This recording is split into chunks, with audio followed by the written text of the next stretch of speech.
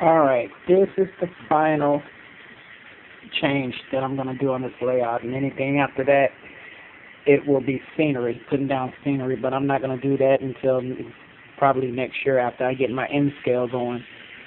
But here we go. This is the final 6 rail. As you see, 6 rail starts from one point on the end and goes all the way down, and it continues until it hits the main, which is here.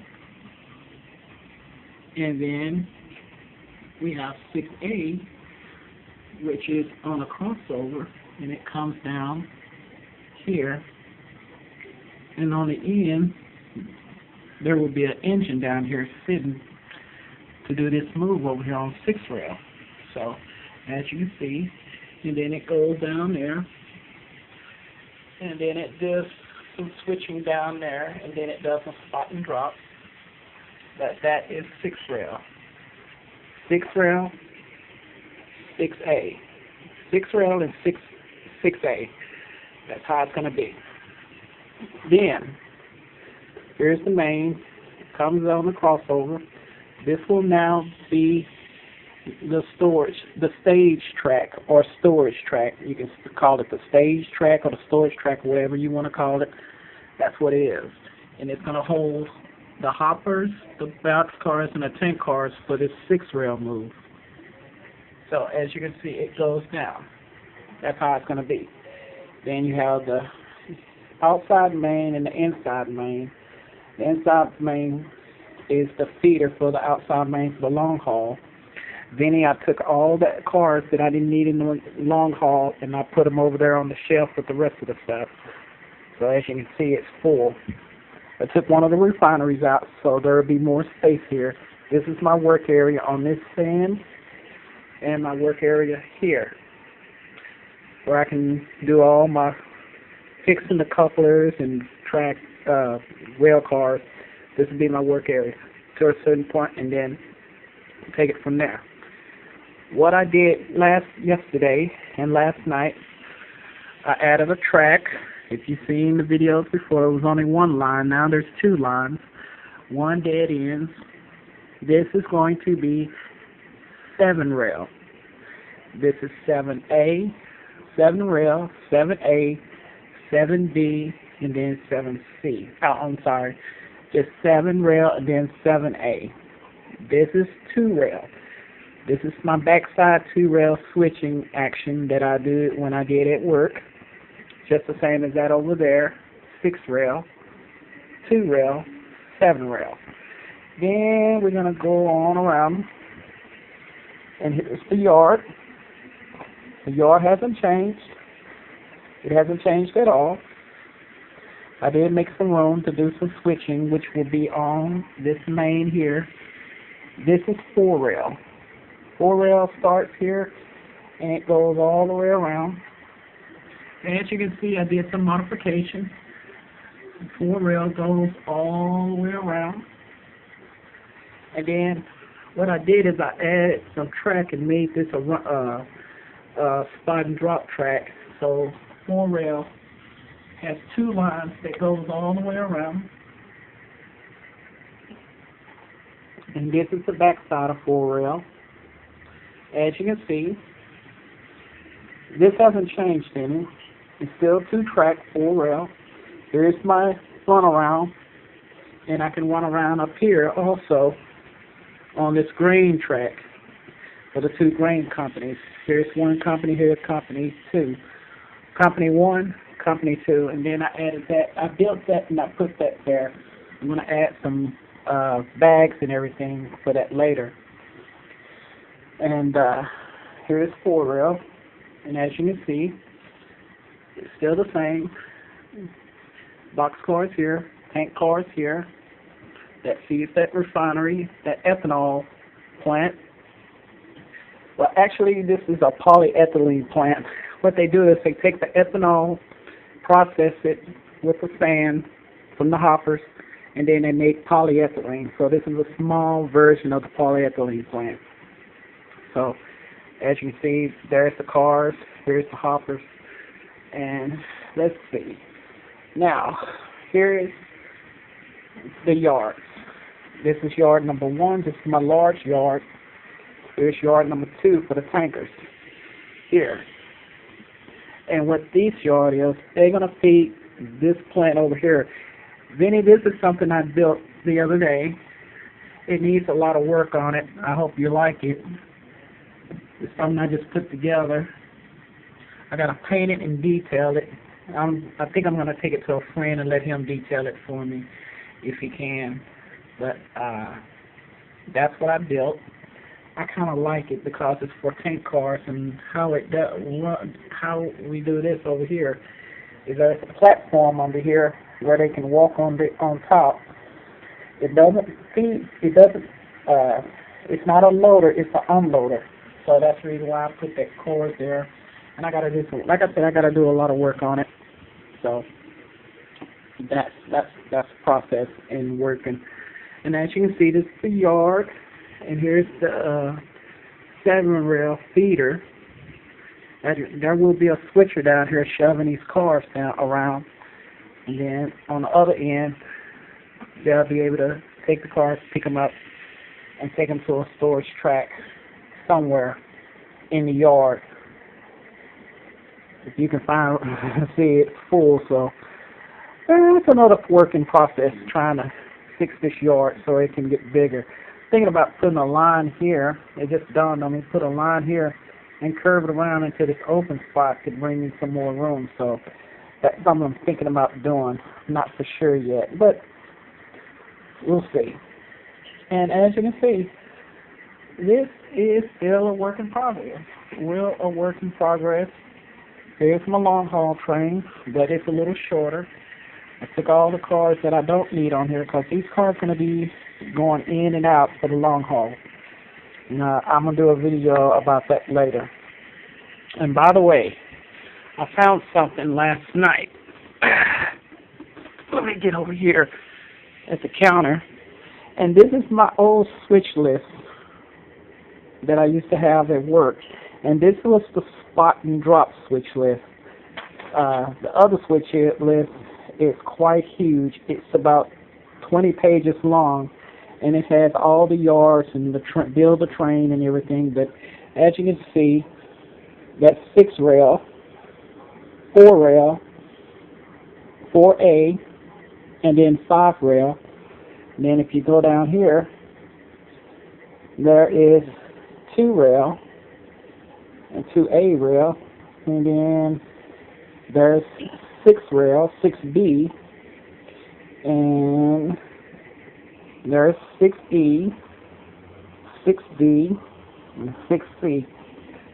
Actually, these was the spot and drop areas for the 6-rail. And you see this STG.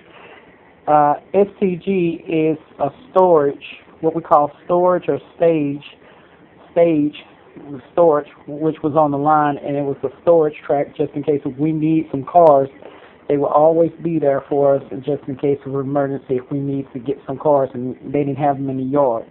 So these cars are here just in case, as always, to feed 6-rail. And these was all hoppers, just like over there on that end.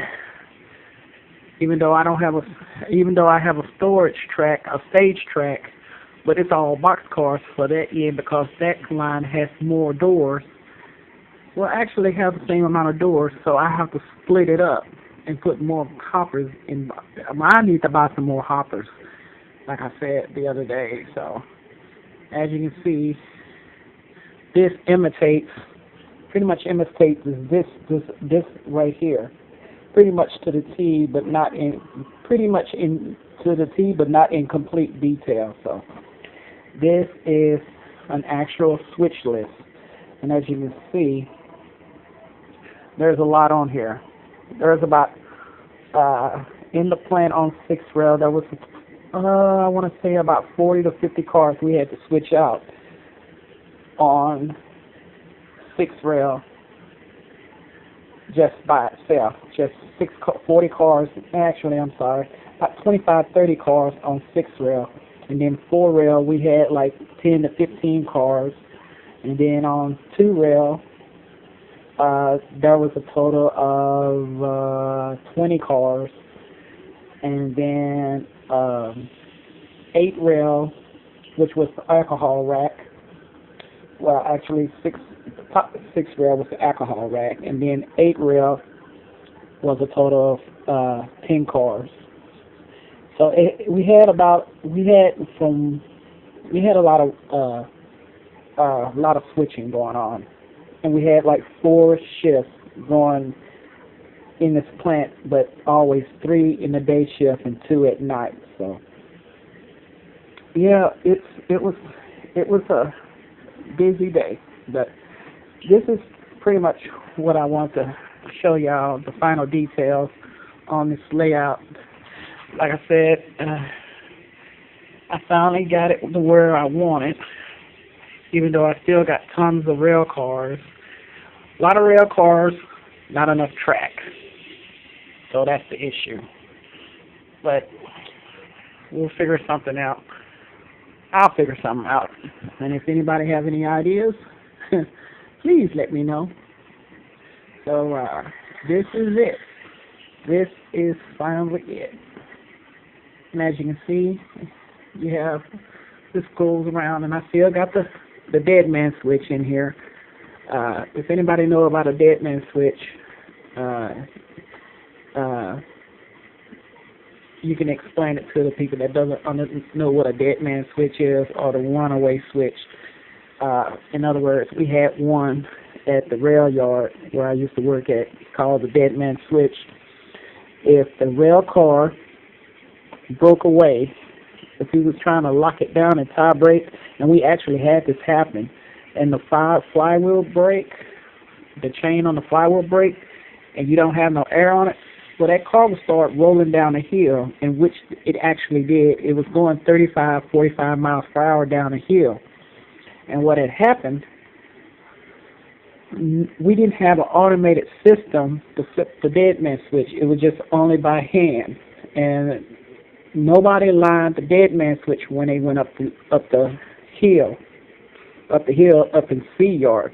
And at the bottom of C yard we have a dead man switch, which that rail car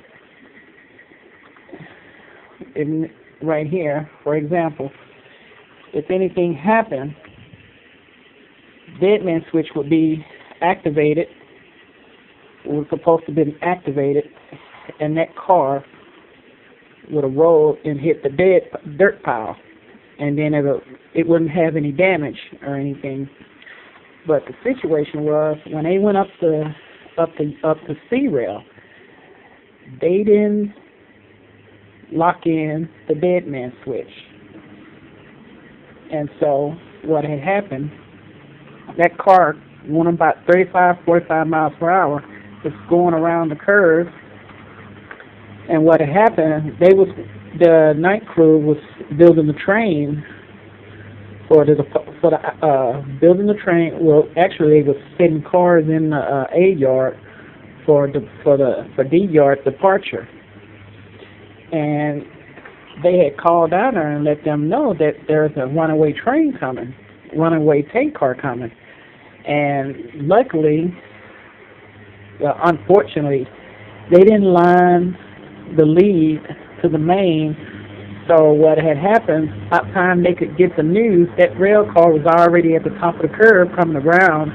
And what had happened, that switch down there was not lined. If it was going the opposite direction, it wasn't lined to the main. What happened, that tank car hit that engine, crashed into the engine, and it was loaded. It was a loaded car with ethanol. When it hit that engine, it crashed into the engine. The only damage was to the knuckle on the engine. They had to there was the only problems with that car engine where it crashed and it popped the knuckle. It broke the knuckle completely. Because they had closed the knuckle when it was on the bottom. They had closed the knuckle and it had crashed into that other knuckle, which was open, and then it just split the knuckle in two at 35, 45 miles per hour. And so that was the only damage to that rail, to that engine but it scared the shit out of a lot of guys down there.